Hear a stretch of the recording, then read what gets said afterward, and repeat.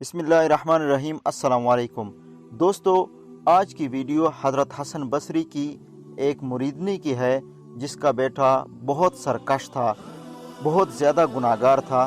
سبق آموز ویڈیو ہے، ویڈیو پورا دیکھیں۔ اور دوستو، ویڈیو شروع کرنے سے پہلے آپ سب سے گزارش ہے، اگر آپ نے چینل سبسکرائب نہیں کیا تو آپ سبسکرائب کیجئے اور بیل بٹن کو ضرور دبائیے۔ حضرت حسن بصری کی ایک مریدنی تھی، اس کا ایک بیٹا تھا جو بہت سرکش تھا۔ دنیا میں ایسا کوئی گناہ نہیں تھا جو اس نے نہ کیا ہو۔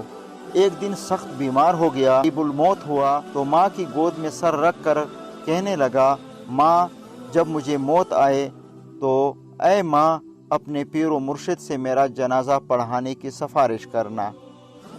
اگر وہ آئیں گے تو لوگ میرے جنازے کو کندھا دیں گے، ورنہ میں نے نیکی کا کوئی کام کیا ہی نہیں۔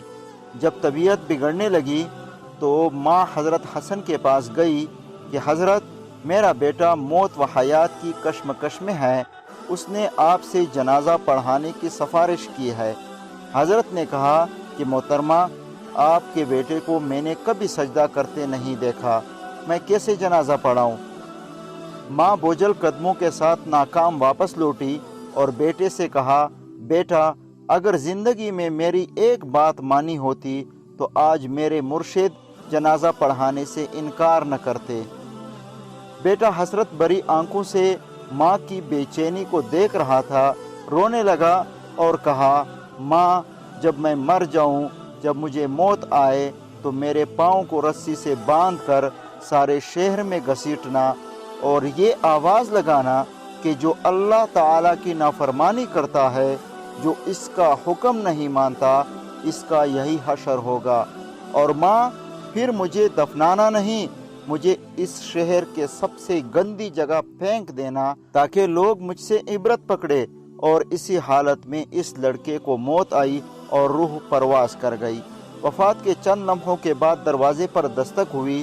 ماں نے دروازہ کھولا تو دیکھا حضرت حسن کھڑے تھے، کہنے لگے، جنازہ پڑھانے آیا ہوں۔ ماں بولی، حضرت میرا بیٹا فوت ہو گیا ہے، یہ صرف میں اور اللہ تعالی جانتا ہے، آپ کو کیسے پتا؟ حضرت فرمانے لگے، جب آپ واپس آئی تو میں کلولا کر رہا تھا، میری آنکھ لگ گئی اور نیند میں آواز آئی کہ آپ نے اللہ کے ایک دوست کا جنازہ پڑھانے سے انکار کیسے کیا؟ اللہ اکبر! یہاں ندامت کے 2 آنسو گرے، وہاں مغفرت کا فیصلہ ہو گیا۔ جیسا کہ دوستو، اللہ تعالیٰ کو اس کی یہ بات پسند آئی کہ میرے پاؤں میں رسی باندھ دو، پورے شہر میں مجھے گھسیٹ دو تاکہ لوگوں کو پتہ چل جائے اللہ تعالیٰ کی جو نافرمانی کرتا ہے اس کے ساتھ ایسا ہی ہوگا۔ دوستو، اللہ تعالیٰ سے دعا ہے کہ ہمارے صغیرہ کبیرہ گناہوں کو معاف کر دیجئے۔ یا اللہ ہم کو سیدھے راستے پر چلا، یا اللہ ہمیں شیطان کے راستے سے بچانا، آمین ثم آمین یا رب العالمین۔